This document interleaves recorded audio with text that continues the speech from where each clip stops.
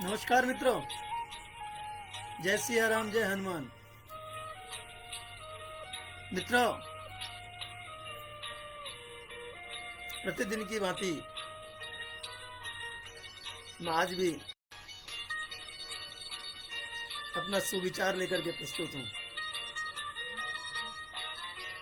मित्रों, क्या आप पर बहुत ज्यादा कष्ट पड़ रहे हैं? क्या आप बहुत ज्यादा दुखी हैं? क्या आपको अपनों ने ही धोखा दिया है? क्या आप कदम कदम पर कष्ट पाते हैं? यदि ऐसा है तो समझ लीजिए कि प्रभु आपकी परीक्षा ले रहा है। प्रभु ने आपको किसी विशेष काम के लिए इस धरती पर भेजा है। प्रभु परीक्षा उसी की लेता है जिससे कोई विशेष कार्य लेना हो। उसे खूब परखता है, उसे खूब इसको अग्नि में तपाता है और देखता है कि ये खरा सोना है कि नहीं है, ये मेरे मापदंडों पर खरा उतरेगा या नहीं उतरेगा।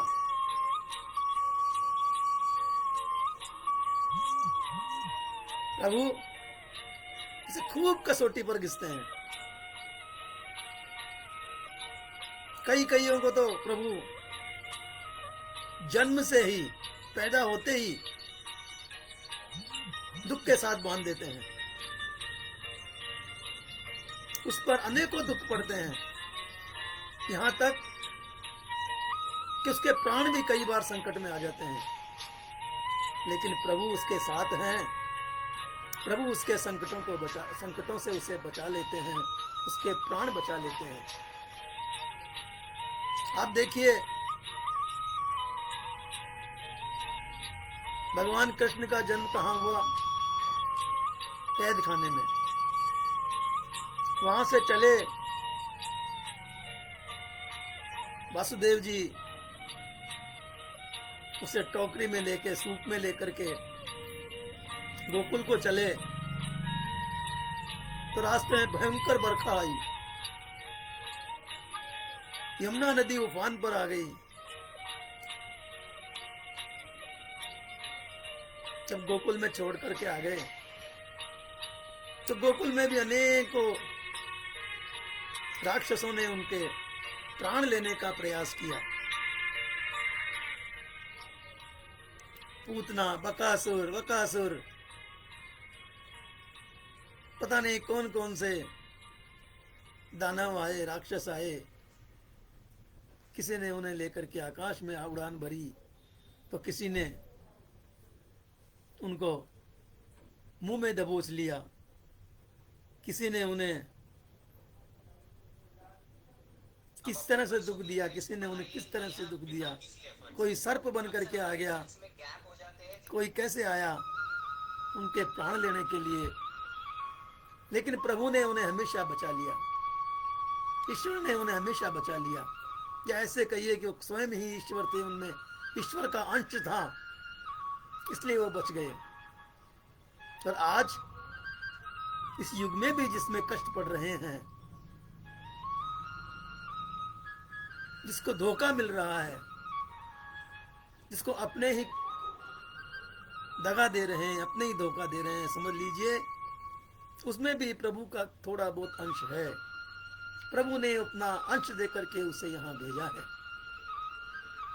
एक बात और जान लीजिए मित्रों,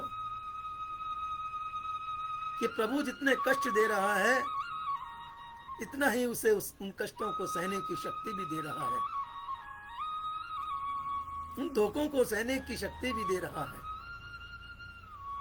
प्रभु हमेशा उस मनुष्य के साथ है जिसकी की वो परीक्षा ले रहा है। वो कदम कदम पर देख रहा है, निरीक्षण कर रहा है कि कहीं मेरा भक्त बहक तो नहीं रहा है, कहीं मेरा भक्त घबरा तो नहीं रहा है। और उसे प्रभु कदम कदम पर संवारते हैं, कदम कदम पर उसका साथ देते हैं, उसका कोई भी कार्य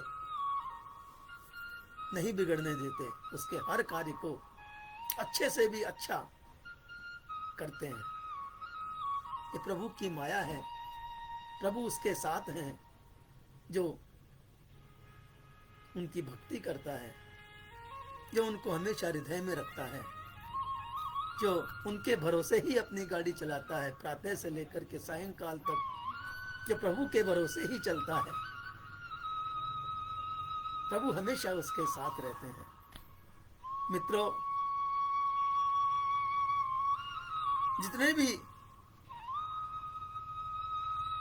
महान लोग हुए हैं जिन्हें प्रभु ने इस धरती पर कुछ करने के लिए भेजा था, उन सब का इतिहास उठाकर देख लीजिए। सब घोर कष्टों में रहे हैं और घोर कष्टों में ही जीवन भर उन्होंने व्यतीत किया है। कृष्ण गोकुल छोड़कर मथुरा में आए, वहां भी उन्हें युद्धों का सामना करना पड़ा। कंस के वध से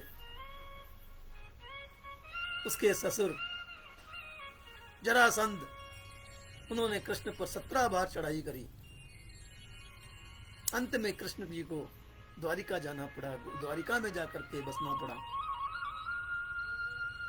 उनके भक्त, उनके मित्र पांडव हुए, उन्हें भी जीवन भर कष्ट उठाना पड़ा। वो जब से पैदा हुए तब से उनका जीवन कष्ट में ही रहा, क्योंकि उन्हें प्रभु का सानिध्य मिला था। और प्रभु का सानिध्य इसलिए मिला था कि प्रभु उनसे बहुत बड़ा कार्य लेने वाले थे, उनसे बहुत बड़ा कार्य कराने वाले थे। और यही कारण था कि प्रभु ने महाभारत जैसे युद्ध में उनको अग्रणी किया। उनके कारण ही, उनके युद्ध के कारण ही गीता का प्रादुर्भाव हुआ। यदि महाभारत नहीं होता तो आज संसार को गीता जैसा ग्रंथ कहां प्राप्त होता। गीता जैसा धर्म ग्रंथ, गीता जैसा भगवान के मुख से निकले हुए उपदेशों का ग्रंथ कहां मिलता। ये सब प्रभु की कृपा थी। वे इसीलिए पांडवों को कष्ट दे रहे थे कि पांडवों से उन्हें बहुत बड़े कार्य करवाने थे। तो मित्रों, कभी भी कष्टों से न घबराएं। आप समझिए, आप परीक्षा हॉल में बैठे हैं, आप परीक्षा दे रहे हैं, आप प्रभु की परीक्षा दे रहे हैं, संसार की परीक्षा दे रहे हैं। और प्रभु आपको जिस दिन इस परीक्षा में पास कर देंगे, उस दिन आपसे प्रभु बहुत बड़ा कार्य कर लेंगे। अगर इस जन्म में नहीं लिया तो अगले जन्म में आपसे बहुत बड़ा कार्य लेंगे, आपको बहुत महान स्थान पर ले जाकर के बैठाएंगे। जिस तरह बड़ी परीक्षा पास करने के बाद में कोई ऑफिसर बनता है, कोई कलेक्टर बनता है, कोई क्या बनता है, उसी तरह से प्रभु भी हमें इन परीक्षाओं में पास करता चला जाता है। हम पास करते चले जाते हैं तो प्रभु अंत में हमें हमसे बहुत बड़ा कार्य लेता है। कुंती ने क्या मांगा? कुंती ने कष्ट मांगा था, क्योंकि कुंती जानती थी कि प्रभु उसी के समीप रहते हैं जो कष्ट भोगता है, प्रभु उसी का साथ देते हैं जो कष्ट में रहता है। प्रभु उसका साथ कभी नहीं देते जो सुखी होता है। मित्रों, प्रभु आपकी परीक्षा ले रहा है, इस बात का प्रमाण यह है कि आपके अपने आप को धोखा देंगे। आप जिसके साथ भला करेंगे वही आपको दगा दे जाएगा। आपसे यदि कोई पैसा ले जाता है तो पैसा तो वापस नहीं करेगा, लेकिन उस पैसे से वो बहुत फले फूलेगा, बहुत उन्नति करेगा, क्योंकि आपका पैसा अच्छी कमाई का पैसा है। मित्रों, दुख से न घबराएं, दुख से कभी भी न घबराएं। दुष्ट दुष्ट लोग घबराते हैं, भक्त लोग कभी कष्टों से नहीं घबराते हैं। जो प्रभु के समीप होते हैं उन्हें कैसा कष्ट, उन्हें कष्ट में भी आनंद मिलता है, क्योंकि प्रभु उन्हें कष्ट सहने की शक्ति देता है। ये प्रभु की माया है जो अपने भक्तों पर बरसाते हैं, भक्तों को अपनी माया से इस तरह से परिपूर्ण कर देते हैं, इस तरह से उन्हें संबल प्रदान कर देते हैं कि वो कष्ट भोगता ही चला जाता है, परीक्षा में पास होता ही चला जाता है और एक दिन प्रभु का दुलारा हो जाता है, प्रभु का प्यारा हो जाता है, प्रभु की उस पर अथाह कृपा बरसती है। मित्रों, कभी भी कष्ट से आप ये न सोचें कि आपका जन्म केवल कष्ट भोगने के लिए हुआ है। हाँ, जन्म आपका कष्ट भोगने के लिए हुआ है। क्यों? क्योंकि प्रभु ने आपको भेजा ही इसीलिए है कि आप परीक्षा दें, परीक्षा पास करें और पुनः प्रभु की शरण में जाएं, प्रभु के मित्र बने, प्रभु के हृदय में विराजित हों।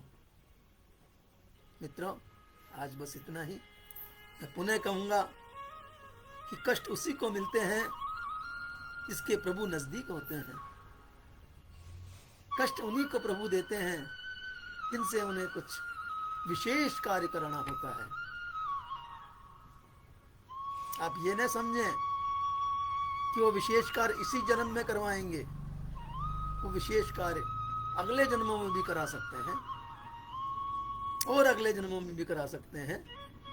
यदि इस जन्म में कुछ परीक्षाएं बाकी रह गई होंगी तो हो सकता है अगले जन्म में उन परीक्षाओं को और आपको पास करना पड़े और उसके पश्चात ही आप परीक्षा पास करके प्रभु के प्यारे बने, प्रभु के पाठशाला में जाएं, प्रभु के शरण में जाएं, प्रभु के चरणों में जाएं।